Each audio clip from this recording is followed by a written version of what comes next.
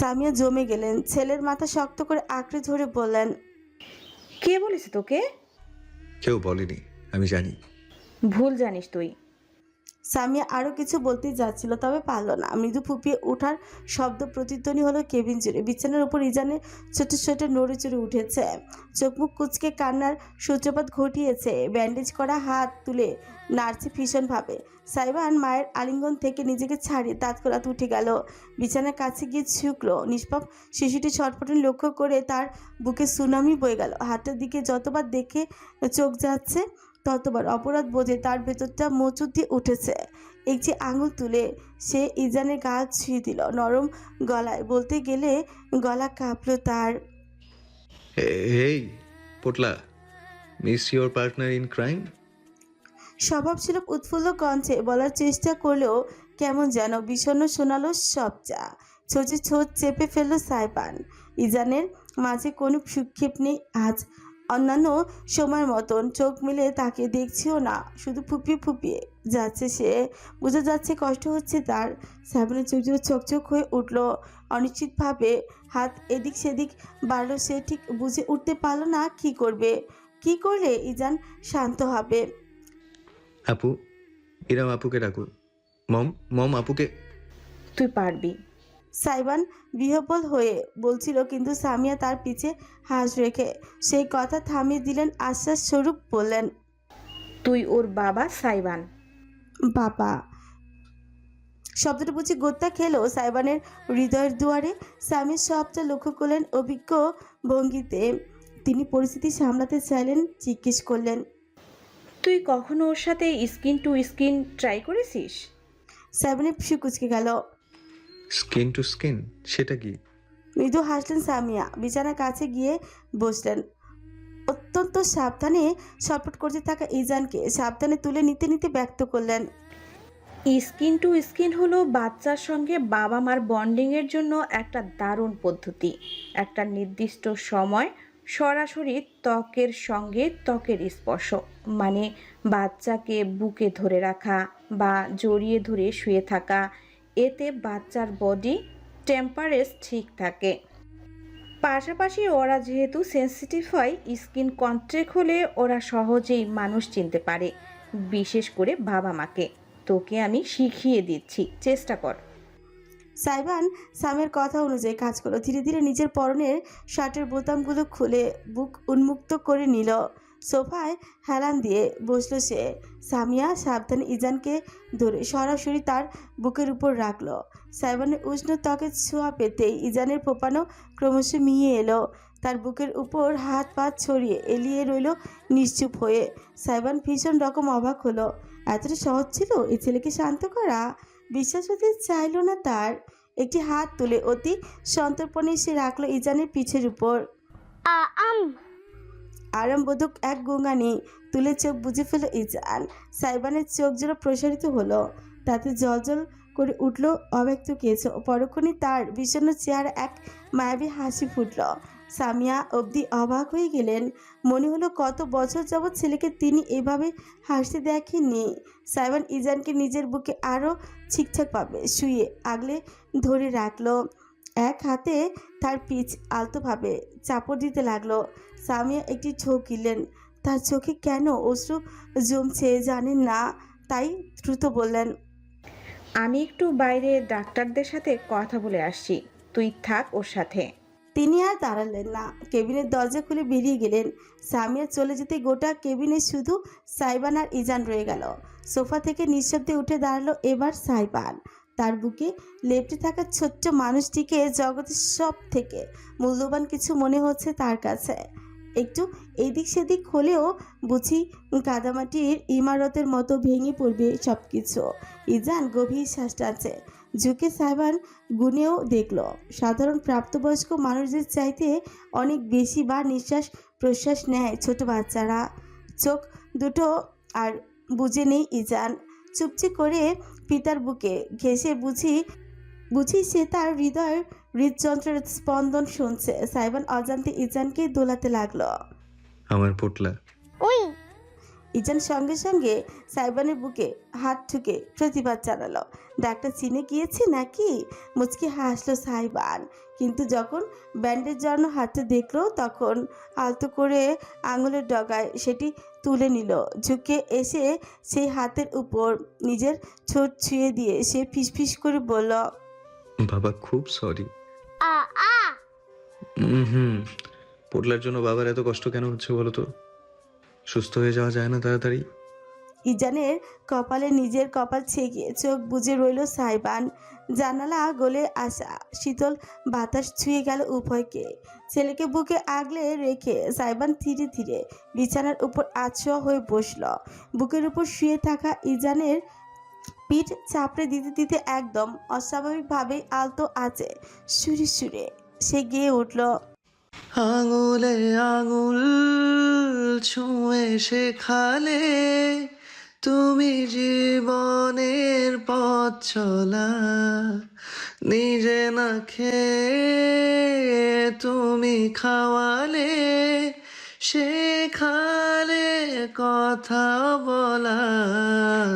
ইজানের চোখ জোড়া ঘুমে ঝুলুঢুলু হয়ে এলো। ছোট্ট একটা হাই তুলে সে লেপটে গেল সাইবানের বুকে। সমস্ত কেবিন জুড়ে মৃদু কণ্ঠের গুঞ্জন খেলে চলল ঐন্দ্রজালিক মায়ার মতন। বাবা তুমি আমার যত খুশির কারণ, বলো তোমার মতো করবে কে শাসন। সাইবার নরম গলায় গিয়ে গেল যতক্ষণ না ইজানের ছোট্ট শরীরটা তার বুকে সম্পূর্ণরূপে শিথিল হয়ে ঘুম জগতে পাড়ি দিল। কেবিনের বাইরে থেকে সমস্ত দৃশ্যটা চোখ মেলে নিঃশব্দে দেখে গেল ইরাম। রাত ক্রমশ গভীর হলো। ইজান ঘুমে আচ্ছন্ন। ইরাম ছেলে পাশে শুয়েছে, চুপটি করে চেয়ে আছে জানালা দিয়ে বাইরে রাত ভরা তারা ভরা আকাশের দিকে। সাইবার নিশ্চুপ বসে আছে সোফায়, কেউ কারোর সাথে একটা কথা বলছে না। কিছুক্ষণ আগে বাসায় ফিরে গিয়েছেন সামিয়া, এখন ছেলের সাথে আছে শুধু ইরাম আর সাইবান। কতক্ষণ গাঢ় নীরবতায় কাটলো কেউ বলতেই পারবে না। অবশেষে মুখ খুলল সাইবান। অভিমান করেছেন? ইরামের তরফ থেকে জবাব এলো না। আগের মতো চুপটি করে শুয়ে আছে, তার পিঠ সাইবানের দিকে। দরকার হলে আরো একটা চড় মারুন, তবু আমার সঙ্গে কথা বলুন প্লিজ। সাইবান নীরব আর্জি জানালো বুঝছে। ইরাম এবার আর শুয়ে থাকতে পারল না, বিছানায় উঠে বসে পা ঝুলিয়ে তাকালো সামনের দিকে। তোমাকে চর না, তোমাকে ধরে কাঁচা চিবিয়ে ফেলা উচিত। মুখ তুলে অর্ধাঙ্গিনীর দিকে অপরাধী ভঙ্গিতে তাকালো সাইবান। ইরাম ছেলে নিশ্চিন্তে ঘুমাচ্ছে নিশ্চিত হয়ে বিছানা থেকে নেমে এলো। পায়ে পায়ে এগিয়ে সোফায় বসে থাকা সাইবানের মুখোমুখি দাঁড়ালো। তুমি কি কোনো দিন শুধরাবে না আলাদিন? তোমার কি মনে হয় তোমার থাপ্পড় দিয়ে আমি মজা পেয়েছি? আই ডোন্ট কেয়ার তুমি আগে কেমন ছিলে, কিন্তু এখন তুমি একা না। সেই জিনিসটা তোমাকে বুঝতে হবে, নিজের দায়িত্ব উপলব্ধি করতে হবে। তোমার সঙ্গে তোমার স্ত্রী আর তার বাচ্চার জীবনটাও জড়িয়ে আছে, তুমি জানো না? বোঝো না? সেখানে তুমি গিয়েছিলে এক ছাত্র নেতার সঙ্গে পাঙ্গা নিতে। আমি বুদ্ধিহীন? আমি বুঝিনি ওই দিন কার সাথে মারামারি করে ফিরেছো তুমি। ইরামের সমস্ত বকুনি চুপচাপ হজম করতে যেতে লাগলো সাইবান। রমণী যথাসম্ভব নিজের কণ্ঠ নিচু রাখার চেষ্টা করছে, তবুও মাঝে মাঝে গলা চড়াও হয়ে উঠেছে। রাজনীতি কি খারাপ জিনিস তুমি জানো না? দুধের বাচ্চা তো তুমি না। এই এক রাজনীতি মানুষের জীবন এক সেকেন্ডে ধ্বংস করে দিতে পারে। বখতিয়ার আজ তোমার স্ত্রীর সন্তানের উপর হামলা করেছে, আগামীকাল রাস্তায় পেলে তোমার পেটে ছুরি ঢুকিয়ে দিয়ে চলে যাবে। আমি তোমার পরিবার কেউ কিচ্ছু করতে পারবো না। একদিন দুদিন আলোচনা হবে, ফলাও করে আসামি ধরাও হবে, বছর দুই মামলা চলবে, তারপর জোর খাটিয়ে রাজনৈতিক পরিচয় লাগিয়ে খালাস দিয়ে দেওয়া হবে। তাই চাও তুমি? হ্যাঁ। বখতিয়ার? ইরাম এত কিছু বলেছে, অথচ সাইবারের মাথায় ঢুকলো শুধু বখতিয়ার নামটা। সিলেটে খবর পাওয়ার সাথে সাথে সে চলে এসেছে ঢাকায়।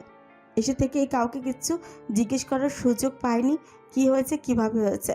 ইরামের মুখে নামটা শুনে সাইবানের চেহারা হঠাৎ করে একটা আগ্রাসী বর্ণ ধারণ করলো। ছট করে তাকালো সে রমণী মুখপানে। ইরামের মনে হলো সে বুঝি সাইবানের চোখে আগুনের ফুলকি ভাসতে দেখছে। শটান উঠে দাঁড়ালো বান্দা। বখতিয়ার এসব করেছে? আপনি কিভাবে জানলেন?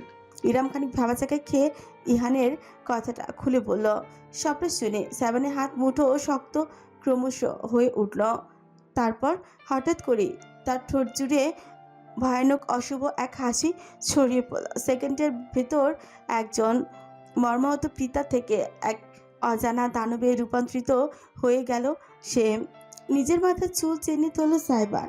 পাগলের মতো সুলাপের মতো হাসতে হাসতে বলে উঠল, oh my god, Mukhtiar, right? Mother fucking bastard. ওর কবরের ফরকে আমি এটাই খোদাই করব। ইরাম আটকে উঠল।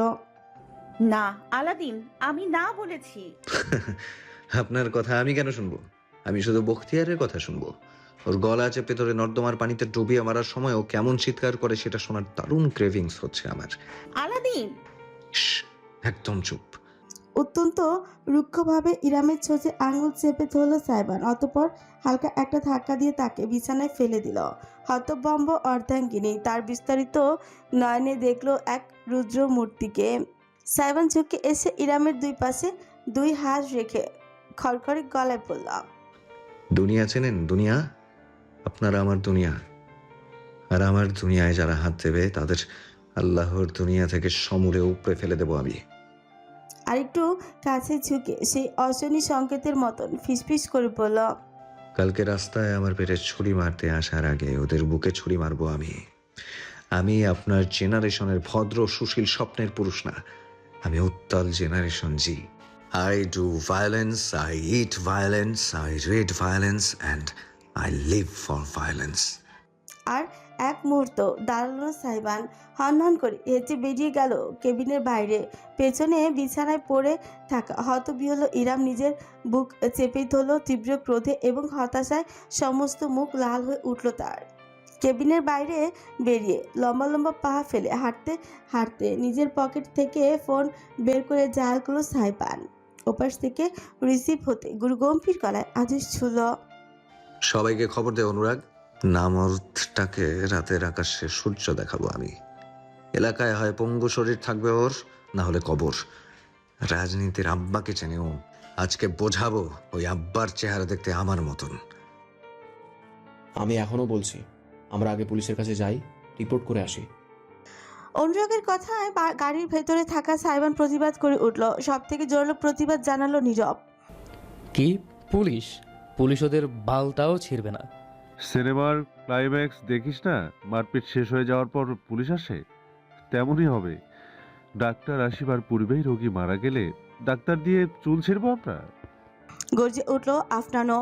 তার হাতে শক্তভাবে ধরে রাখা একটা হক স্টিক খবর পেয়ে ছুটে এসেছে। বন্ধুর কথায় তাল মিলিয়ে নীরব আবার বলল, তোর এখনো এই দেশের আইনের প্রতি বিশ্বাস আছে জেনে অবাক হচ্ছে। ফালতু কথা বলবি না তো। আইন এমনি এমনি তৈরি করা হয়নি, বুঝেছিস? সবাই এমন বিশৃঙ্খলতায় মত্ত হয়ে থাকলে দেশটা অরাজক হয়ে যাবে। দাদাকে বের কর তো গাড়ি থেকে, বের কর। বয়সে একটু বড় বলে দাদাগিরি করে খালি। মন্ধাত্তা আমলের চিন্তা ভাবনা যত সব। একটা দুধের বাচ্চার গায়ে শালারা অ্যাসিড মেরেছে, আর এই মুরব্বী পরে পড়ে আছে আইন আদালত নিয়ে। দাদা আপনি গাড়ি থেকে বের হন।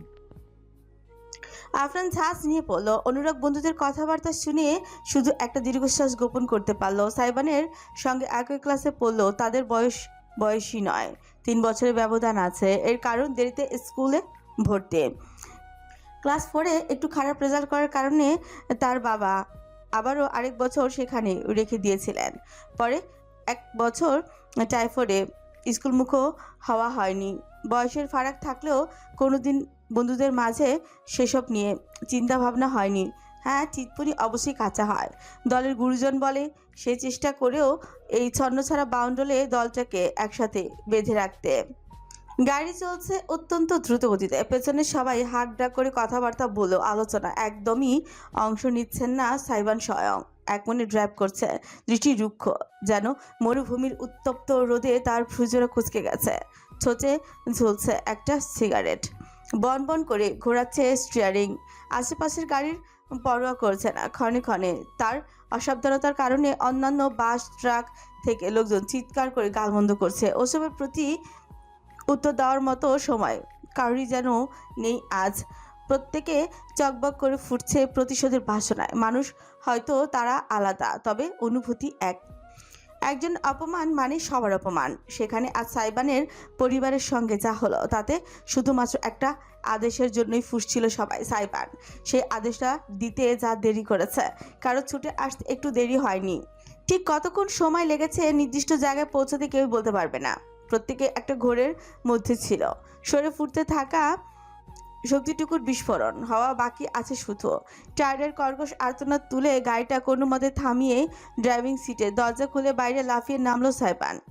সামনে একতলা একটা পুরাতন বাড়ি, সরকারি রাস্তা তৈরির নামে গত বছর এই বাড়ির বাসিন্দাদের উচ্ছেদ করা হয়েছিল। রাস্তা এখন আর হয়নি, হয়েছে ভোগ দখল। এই বাড়িটা এখন শয়তানদের আখড়া বাড়ি বললেও ভুল হবে। চারিপাশের দেয়াল ধসে কোনো মতে স্তম্ভ মতন দাঁড়িয়ে আছে শুধু। বাকি সবাই গাড়ি থেকে নামতে নামতে সাইবান সোচারু নজরে চারিপাশে তাকালো। রাত অনেক হয়েছে, একটা দুটোর কম না। শুনশান নীরবতা। ভাঙাচোরা বাড়ির ঠিক পেছনে একটা ময়লার ডোবা, সেখান থেকে ঝিঝি পোকা ডাক ভেসে আসছে। কোনো বাতি চলছে না কোথাও, শুধু রাতের আকাশে তারাদের আলো ভুতুড়ে ভাবে চারিদিকে আচ্ছন্ন করে রেখেছে।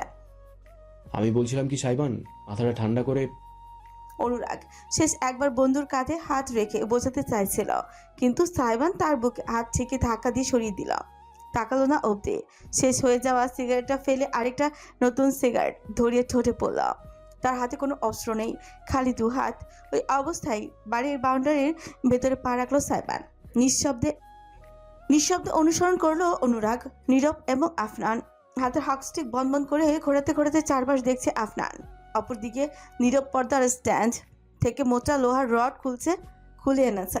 যদিও এই কাজের সময় নেই, তবু অনুরাগ নেহাতেই খালি হাতে আসতে পারেনি।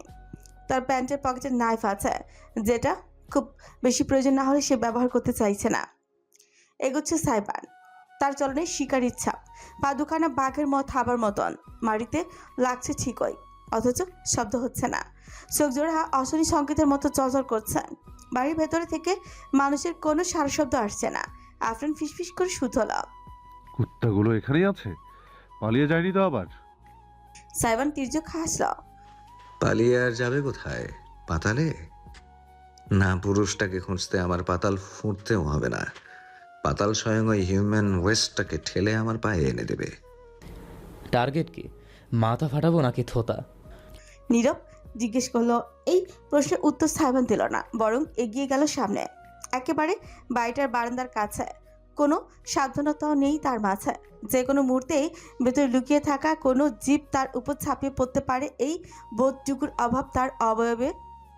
সিগারেটে লম্বা একটা সুকটান দিয়ে তামাটে ধোয়া বাতাসে উড়িয়ে দিয়ে নিজের পরনের জ্যাকেট খুলতে লাগলো সাইবান। ঠোঁটের এক পাশে সিগারেট রেখে কিভাবে যেন ভারসাম্য রেখেই ঠোঁট নাড়িয়ে অদ্ভুতের একটা কণ্ঠে গিয়ে উঠল, Twinkle, twinkle, little star, how I know you are a monster. পেছনে অনুরাগ সকলে থমকে গেল। ভুতুরে মুভিতে যেমন করুণ সুরে শোনানো হয় ভয় দেখানোর জন্য, সাইবানের কণ্ঠটা একদম তেমন শোনালো। ফিসফিসে, কাতর, বিষণ্ণ, বিনোদিত, সবকিছু অশরীরী মিশ্রণ। সঙ্গে তার চলার বেপরোয়া ভঙ্গি। অনুরাগ না চাইতে একটা ঠকিল। রাতের হালকা আলোয় সাইবানের লম্বাতে সুঠাম শরীরে প্রতিফলিত হয়ে এক ভৌতিক আবহ সৃষ্টি করেছে। আফনান আর নীরব হঠাৎ করেই অনুরাগের গা ঘেঁষে এসে দাঁড়ালো, কেননা তারা এই মুহূর্তে নিজের প্রাণের বন্ধুকেই ভয় পাচ্ছে বলতে পারবে না কেউই। সাইবান জ্যাকেট খুলে নিতেই ভেতরে ট্যাঙ্ক টপ বেরিয়ে এলো। তার শক্তিশালী বাহুর গড়ন স্পষ্ট চোখে পড়ল। সুঠাম বিস্তৃত পিঠের সাথে কাপড় লেপটে থাকায় পেশির গাঁথুনি পরিষ্কার দেখা যাচ্ছে। নড়চড়ের সঙ্গে বাইসেপ ফুলে ফেপে উঠেছে। জ্যাকেটটা নিজের কোমরে বাঁধল সাইবান। তার অশরীরী সঙ্গীত থেমে নেই, শীষ বাজিয়ে বাজিয়ে সে গিয়েও চলল। Up above the hill so high, I will chase you until you die. সাইবানের গলার স্বর অত্যন্ত কর্কশ হয়ে উঠল, নিশাচরের ঘরঘরে গর্জনের মতন। পা কাঁপল আফনানের। একপাশ থেকে অনুরাগের বাহু আঁকড়ে ধরে সে ফিসফিস করল, ওর উপর জিন আচর করেছে নাকি? ভাই ও যদি উল্টো ঘুরে আমাদের উপরেই ঝাঁপিয়ে পড়ে, আমার কেন যেন মনে হচ্ছে সেটাই করবে। নীরব বলতে অনুরাগ একসঙ্গে ভীষণ বিরক্তি এবং অস্বস্তি অনুভব করল। হে রাম। অস্ফুট স্বরে সে বিড়বিড় করল। সাইবান দাঁড়িয়ে নেই। বাড়ির ভাঙা দেয়াল চোপকে ইতিমধ্যে ভেতরে ঢুকে গিয়েছে। 5 মিনিটের মতন সবকিছু কেমন থমথমে হয়ে রইল। অতঃপর পিনপতন নীরবতা। সাইবানের সেই অশরীরী সঙ্গীত আর শীষ দুটোই নাই হয়ে গিয়েছে। অনুরাগের ধার ঘেঁষে তখনও সাবধানী ভঙ্গিতে দাঁড়িয়ে আছে সবাই। ব্যাপারটা কি হলো? হঠাৎ এমন পিনপতন নীরবতা? সর দেখি। অনুরাগ দুজনেকে ধাক্কা দিয়ে সরিয়ে এগিয়ে গেল। তারাও পিছু নিল দ্রুতয়। সকলে দেয়া চোখকে ভেতরে ঢুকতে প্রথমে বিকট একটা গন্ধ নাকে এলো। একটা মৃদু আলো জ্বলছে সাইবানের ফোনের ফ্ল্যাশের। সবাই নাকে হাত দিয়ে ভ্রুকুচকে তাকালো। সাইবান মেঝের মাছ বরাবর উবু হয়ে কি যেন দেখছে। নীরব না পারতে একদলা থুতু ফেলে শুধিয়ে বসল। ওফ, কি গন্ধ! কি মরেছে? মানুষ। সাইবান অতি শান্ত ভৌতিক উত্তরে লাফিয়ে উঠল আফনান। বেচারা এক লাফে নীরবে কোলেই উঠে পড়ল। অনুরাগ আহামকের মতো হাঁ করে রইল কতক্ষণ। তবে সাইবানকে দেখে মনে হচ্ছে না সে মজা করছে। মাথা কাত করে বন্ধুদের দিকে জলজলে চোখে চেয়ে সে বলল, সাবধানে পা ফেল, রক্ত পড়ে আছে। অনুরাগ নিচের দিকে তাকালো তৎক্ষণাৎ। আবছা আলো আধারিতে চোখ সয়ে এসেছে তার। পায়ের নিচে থকথকে জেলির মতন রক্তব্য কিছু। অন্ধকারে অবশ্য কালো দেখাচ্ছে। ছট করে পিছিয়ে গেল অনুরাগ। এসব কি? কাপা কাপা গলায় নীরব বলে উঠল, যেখানে আছিস ওখানেই দাঁড়িয়ে থাক, খবরদার এক পাও নড়বি না।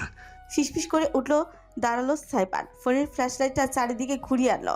তখনই দেখা মিলল অনাকাঙ্ক্ষিত দৃশ্যের। বাড়ির অপর পাশে ভাঙা দেয়ালের কাছে একটা পুরাতন চৌকির উপর তাস ছড়ানো।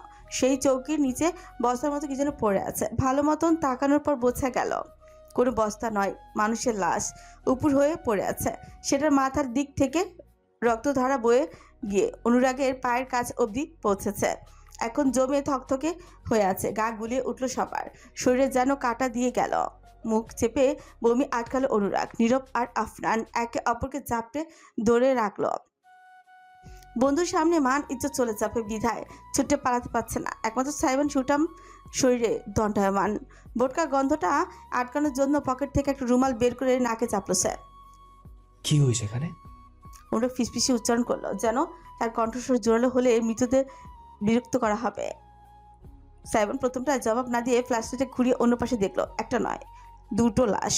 আরেকটা দেয়ালের কোনায়, শরীর অর্ধ উলঙ্গ, মাথাটা বুঝি অর্ধেক মাটির মাঝেই পুঁতে রাখা। দৃশ্যটা বিভৎস হাওয়ায় সে দ্রুত ফ্ল্যাশলাইটে সরিয়ে ফেলল। বন্ধুদের দেখার সুযোগ দিল না। অবশেষে সে উত্তর করলো, কি হয়েছে জানি না, তবে যা হওয়ার আমরা আসার আগেই হয়েছে। সাইমন কথাটা শেষ করতেই বাইরে থেকে গাড়ির ইঞ্জিনের শব্দ ভেসে এলো। তাদের গাড়ি পার করে রাখা, সেক্ষেত্রে সেটা নয়, ভিন্ন কোনো গাড়ি। মুহূর্তেই সতর্ক হয়ে পড়লো প্রত্যেকে। আফরান কেঁদে উঠল, এই ভাই, পুলিশ নাকি? আমরা তো কিছুই করলাম না, এখন যদি বিনা দোষে জেলে ভরে দেয়?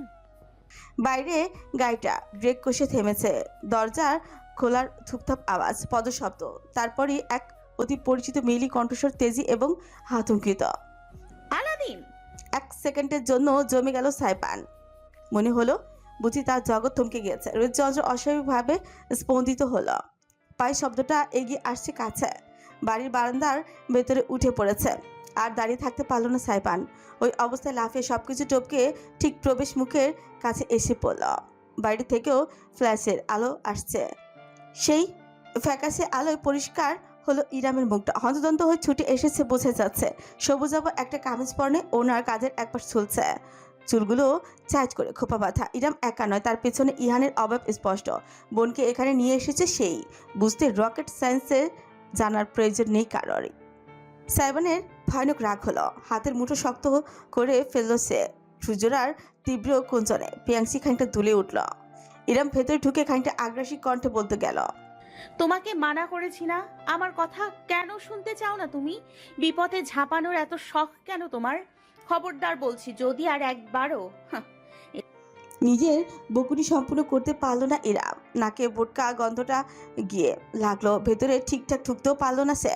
না দেখে জমাট বাধা রক্তের উপর পা দেওয়ার আগে ফুট করে একটি বলিষ্ঠ বাহু এগিয়ে এলো।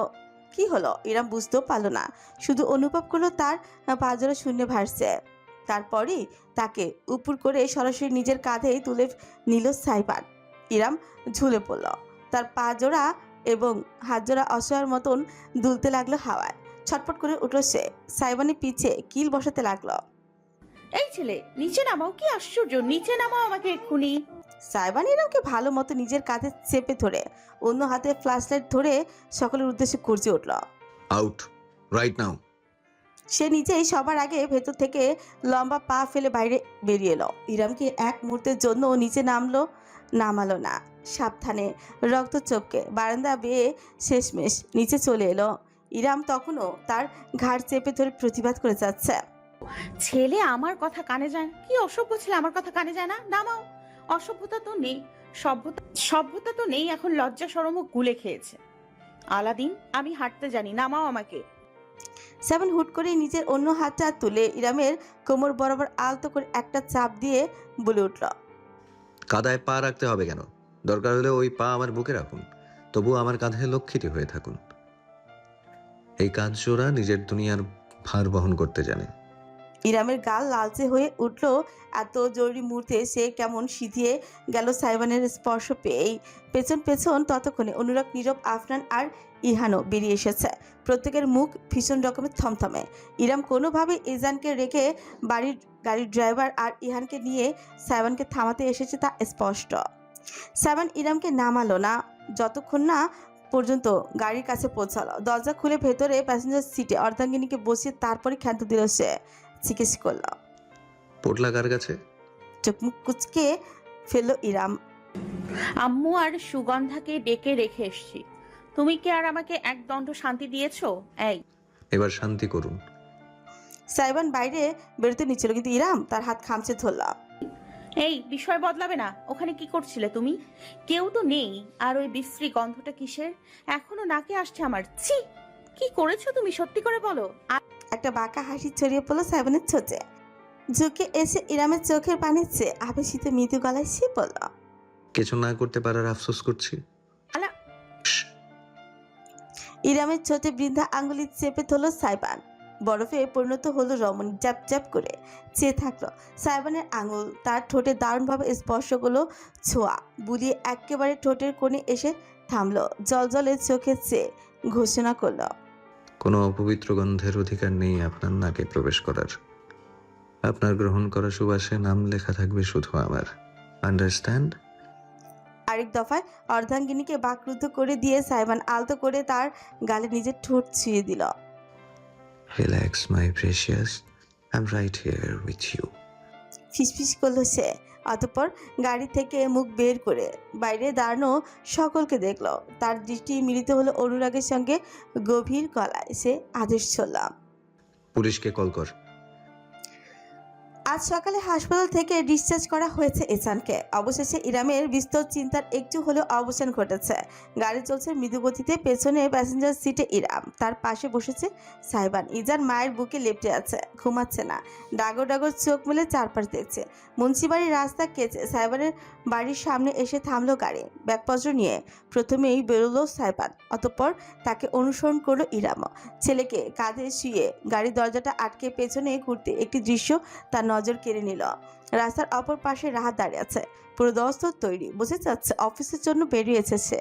তার পেছন বিদায় দিতে জানাতে এসেছে মিথিলা। উভয়ই ইরামের দিকে তাকে আছে। রমণী এক পল ভাইয়ের দিকে এবং ভাইয়ের স্ত্রীর দিকে তাকালো, পরক্ষণই উঁচু ঘুরে সাইবানের দিকে ইজানকে এগিয়ে দিল। ধরো তো। সাইবান নিঃশব্দে ইজানকে কোলে তুলে নিল। খানিকটা কৌতূহলী দৃষ্টিতে ইরামকে রাস্তার অপর পাশে এগিয়ে যেতে দেখলো, কোনো মন্তব্য করলো না। ইরাম রাহাতের কাছে এগিয়ে দাঁড়ালো।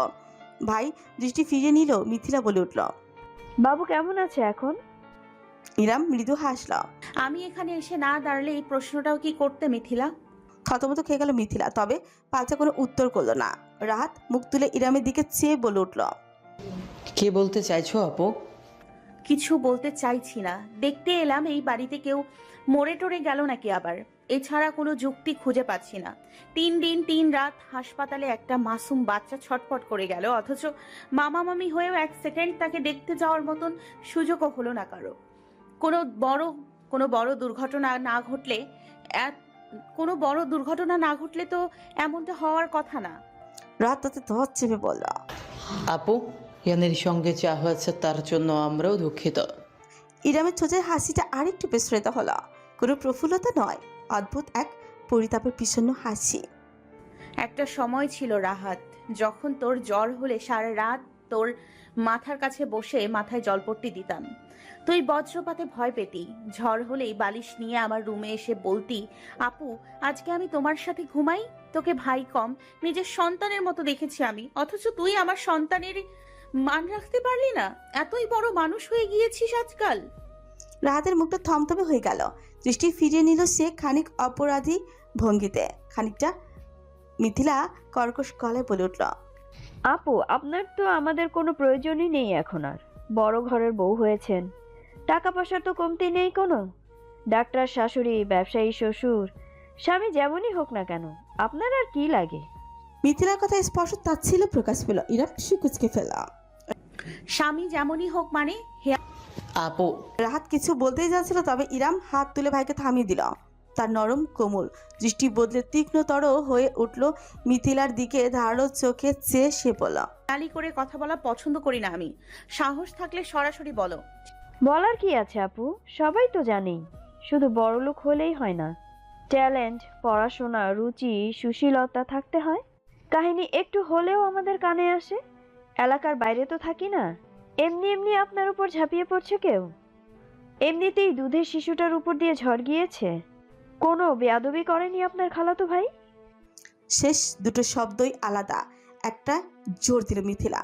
রাত খপ করে স্ত্রীর হাত ধরে থামাতে ইশারা করলেও সে বেপাত্তা হয়ে বলেই গেল, এলাকার মাস্তান কি না, কোথায় কোথায় কি কি করে বেড়ায় দেখুন গিয়ে। ঠিকই বলেছ, কোথায় কোথায় কি যেন করে বেড়ায়, শুধু স্ট্যাটাসের বাহানায় কোনোদিন ঘাড় থেকে বোনের বোঝাটা নামাতে পারলো না। মানুষের বিপদ দেখে মুখ ফিরিয়ে হেঁটে যাওয়ার বদলে সেখানে ঝাঁপিয়ে পড়া থেকে নিজেকে রুখতে শিখলো না। এসবই তো করে বেড়ায় সারাদিনও। তির্যক হেসে বলল ইরাম। মিথিলা এবং রাত উভয় জমে গেল। ইরাম কয়েক পা এগোলো, দাঁড়ালো একেবারে মিথিলার মুখোমুখি। মিথিলার চেয়ে সে ইঞ্চি কয়েক লম্বা। ঝুঁকে রমণী বিভ্রান্ত মুখমণ্ডলের পানে চেয়ে ইরাম বলল, ট্যালেন্ট, পড়াশোনা, রুচি, সুশীলতার নির্দেশন তো তোমার পাশেই দাঁড়িয়ে আছে। দ্য এভার পারফেক্ট জীবন সঙ্গী। কি মনে হয় মিথিলা, তোমার ছেলেরা তোমার স্বামীর মতো হলে সইতে পারবে? জমে গেল মিথিলা। একটু টু শব্দ আর বের করতে পারল না মুখ থেকে। ইরাম পর্যবেক্ষণ করলো তার মুখটা, ক্রোধ প্রকাশ করলো প্রকাশ্যে। যদি পারফেক্ট সুশীল জীবন সঙ্গী তোমার স্বামীর মতো হয়, তাহলে আমার এলাকার মাস্তানি সই। আরেকটা কথা ঠিকই বলেছো তুমি, মানুষের মনকে বিষিয়ে তুলতে হলেও ট্যালেন্ট লাগে। সেক্ষেত্রে আমার আলাদিন পুরোই ট্যালেন্টলেস। পিছিয়ে দাঁড়ালো ইরাম। শেষ একবার ভাই আর ভাইয়ের স্ত্রীর দিকে তাকালো। হতবাক হয়ে চেয়ে আছে দুজনে। বাই দ্য ওয়ে, আমার প্রপার্টির কাগজ কত দূর রাহাত? 2 মাস তো প্রায় হয়েই এলো। চটজলদি করো, না হলে মামলা মোকদ্দমা চালানোর হিম্মত আমার খুব ভালোভাবেই জানা আছে, জানিস তো। মুচকি হেসে উঁচু ঘুরে রাস্তা পেরিয়ে অপর পাশে চলে এলো ইরাম। পেছনে ফিরে আর দেখলো না। সাইবান লোহা গেটের কাছে ইজানকে নিয়ে দাঁড়িয়ে অপেক্ষা করছিল তার। সে আসতে বাঁকা হেসে সাইবান বলে উঠল, আপনার হাসিটা পুরোই মম যে সিরিয়াল দেখতো সেই সিরিয়ালের কুটনি বেটির মতন। ব্যাপার কি, আপনিও কবে থেকে অন্যের জীবনে ভিলেনগিরি শুরু করলেন? তুমি গুরু, তোমার কাছ থেকেই তো শিখেছি। পাল্টা জবাব দিয়ে ইরাম লম্বা পা ফেলে বাড়ির দিকে এগোলো। খিলখিল করে হেসে ছেলেকে কাঁধের উপর চেনে তুলে সাইবান সগ্রাহে অনুসরণ করলো স্ত্রীকে। গভীর রাত। সাইবান এখনো দু চোখের পাতা এক করতে পারেনি। সোফায় শুয়ে বারংবার এদিক সেদিক করছে সে। সেই রাতের চিত্রটা সে ভুলতে পারছে না। পুলিশকে বিষয়টা সম্পর্কে জানানো হয়েছে। প্রাথমিক ইনভেস্টিগেশনে ধরা পড়েছে দুটো লাশের একটাও বখতিয়ার না। ইরাম আর ইজানের উপর হামলা হওয়ার বিরুদ্ধেও থানায় মামলা দায়ের করেছে সাইবান। সেই ভিত্তিতে খুঁজতে গেলে জানা যায় বখতিয়ার পলাতক। সে কোথায় আছে কেউ জানে না। সম্পূর্ণ কেসটা কেমন যেন ঘোলাটে। ওই দুজন চেলাকে তবে কে খুন করেছে? সাইবান পৌঁছানোর অনেক আগেই ঘটেছে ঘটনা, তাই তো অমন দুর্গন্ধ ছড়াতে শুরু করেছিল। ব্যাপারটা ভীষণ ধোঁয়াশে, যার কুল কিনারা আপাতত সে করতে পারছে না। তবে সাইবান এতটুকু ঠিকই বুঝতে পারছে ভবিষ্যতে তাকে অনেক সাবধানে চলতে হবে। ভাবনায় বিভোর সাইবান সোফায় পাশ ফিরে শোয়ার চেষ্টা করলো। রুমের ভেতর অত্যন্ত মৃদু একটা টেবিল ল্যাম্প চলছে, পুরোপুরি অন্ধকার। ভালোবাসলেও ইরাম হালকা আলোয় স্বাচ্ছন্দ্য বোধ করে। আজ সাইবান বিছানায় ঘুমায়নি, যদিও ইরাম তার সঙ্গে মোটামুটি স্বাভাবিক আচরণ করেছে, তবে ভেতরে ভেতরে চাপা ক্ষোভ আছে স্পষ্ট।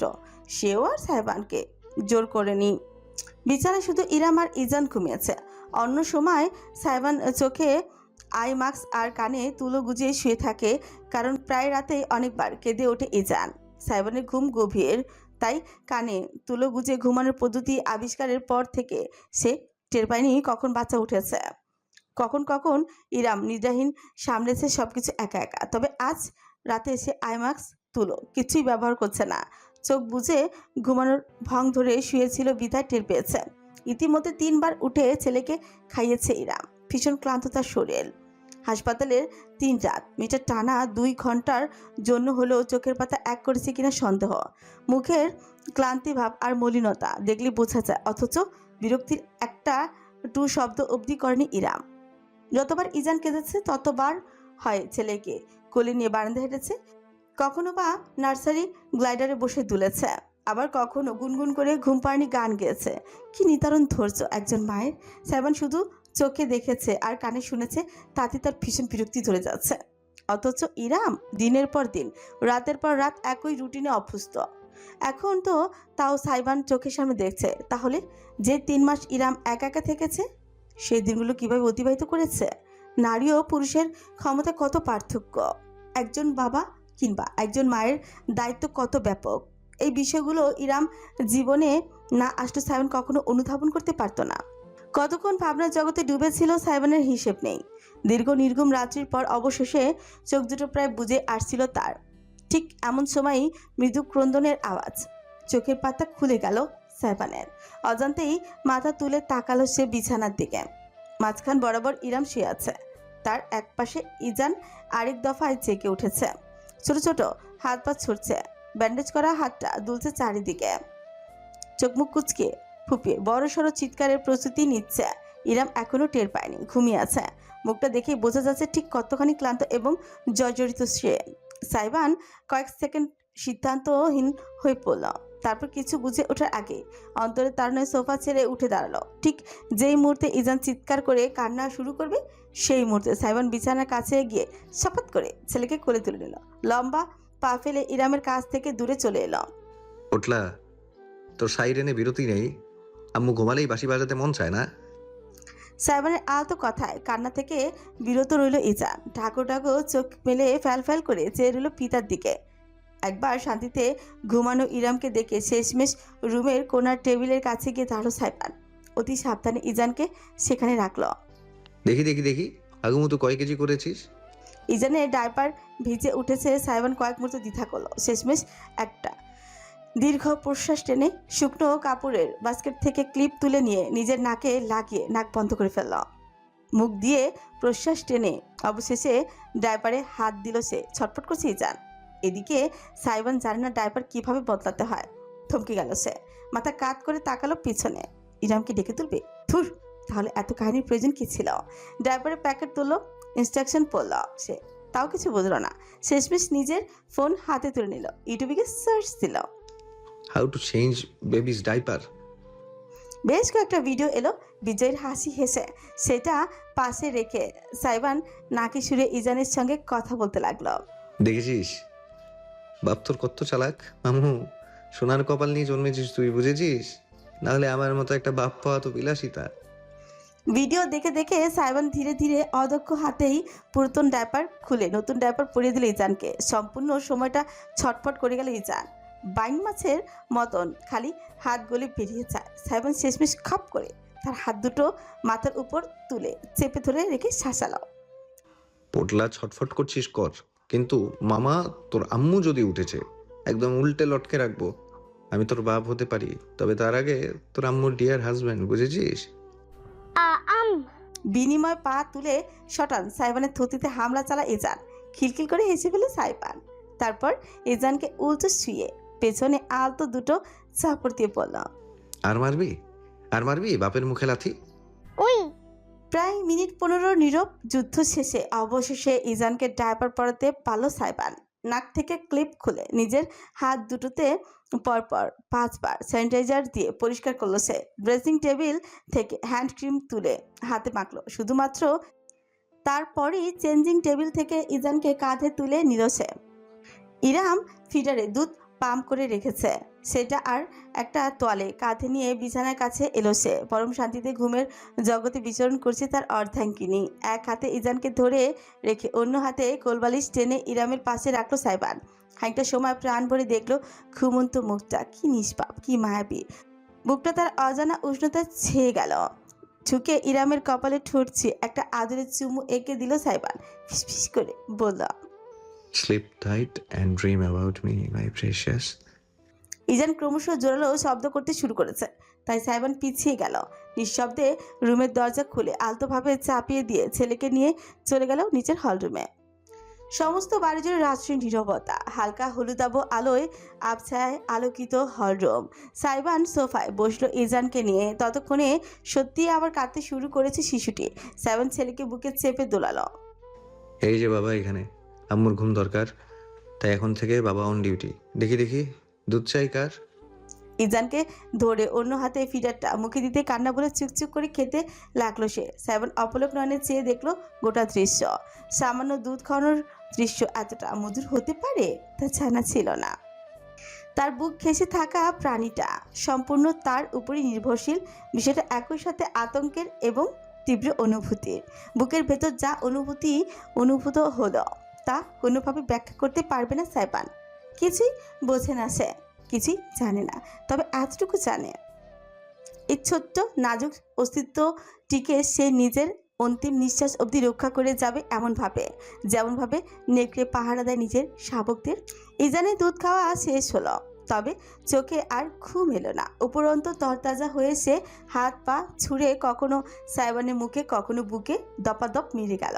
এদিকে ঘুমে জুড়ে এসেছে সাইবানের চোখের পাতা, অথচ ছেলের আগে সে ঘুমাতে পারছে না। সোফা ছেড়ে কিচেনে হাঁটলো, সদর দরজা খুলে বারান্দা অবধি গেল। উপায়ন্তর না পেয়ে শেষমেশ নিজের পালিত হ্যামস্টারদের খাঁচার কাছ থেকে ইজানকে ঘুরিয়ে আনতে গিয়ে চেঙ্গিস খানের দৌড়ানিও খেলো। কিম জং হিটলার আর বারাক ওসামাকে আঙ্গুর ফল খাওয়ানোর হয়ে গেল। সব হয়ে রাত ফুরিয়ে ভোরে আলো ফুটলো, অথচ ইজানের আর ঘুম হলো না। শেষমেশ হলঘরের সোফার কাছে মেঝেতেই বসে পড়ল সে। মাথাটা রাখলো সোফার নরম গদিতে, কাঁধে জড়িয়ে আছে ইজান। তখনও ছেলের পিছে আলতোভাবে চাপড়ে যাচ্ছে সাইবান। এবার একটু ঘুমা বাপ, ও বাপ প্লিজ ঘুমা, না হলে স্কচ টেপেনে চোখে মেরে দেবো একদম।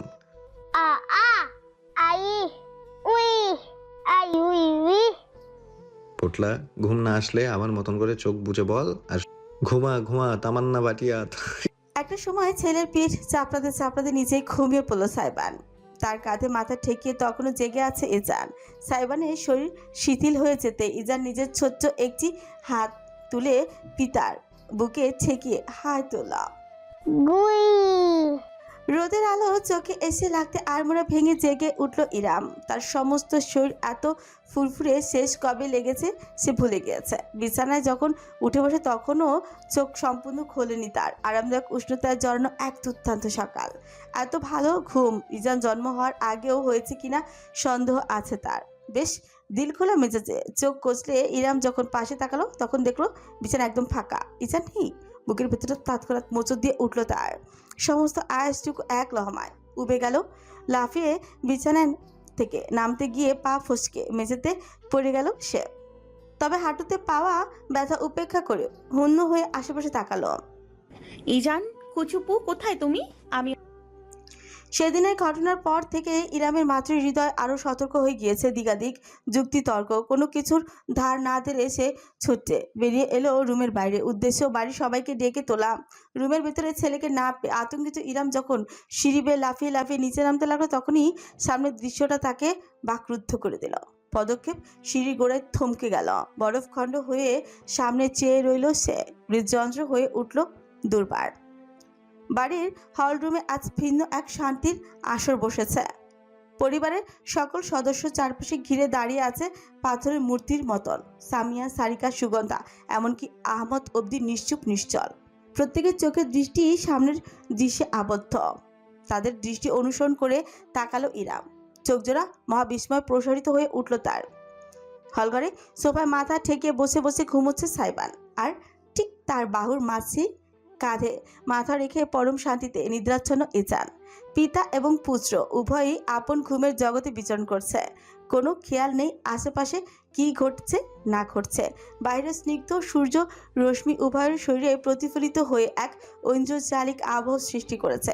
পরম শান্তি, পরম নিরাপত্তার এক নিশিচ্ছদ্র বেষ্টনী যেন। একে অপরকে সহায়ক দুটি অস্তিত্ব। কেউ দৃষ্টি ফেরাতে পারছে না নিজেদের। আবেগী দৃশ্যটি আজ বাড়ির প্রত্যেক মানুষকেই নিজেদের স্থানে থামিয়ে দিয়েছে, উষ্ণতায় ছেয়ে ফেলেছে তাদের অন্তঃসমূহকে। ইরাম ধীর পায়ে নিচে নেমে এলো। খানিকটা সম্মোহিনী কণ্ঠে আলতো আছে বলল, ওদের ডেকে দিচ্ছি।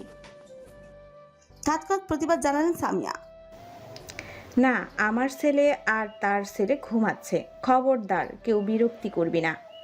সকলে অবাক হয়ে গেল। সামিয়া প্রশস্ত হাসি নিয়ে দৃশ্য দেখছেন। হাতের মোবাইলে ফোনে বেশ কয়েকটা ছবিও তুলে নিলেন তিনি। অতঃপর জানালেন, আজকে সবাই নাস্তা কিচেনে করবো, ওকে? কেউ দ্বিমত করলেন। প্রতিদিনকার মতো হলরুমের সাথে লাগোয়া ডাইনিং টেবিলের বদলে আজ সকলে নাস্তার আয়োজন করা হলো কিচেনের টেবিলে। বাড়ির সদস্যরা সকলেই হলরুমকে নিঃশব্দ রাখলো, শুধুমাত্র যেন বাড়ির ছেলেরা শান্তিতে নিজেদের নিদ্রা জগতে বিচরণ করতে পারে।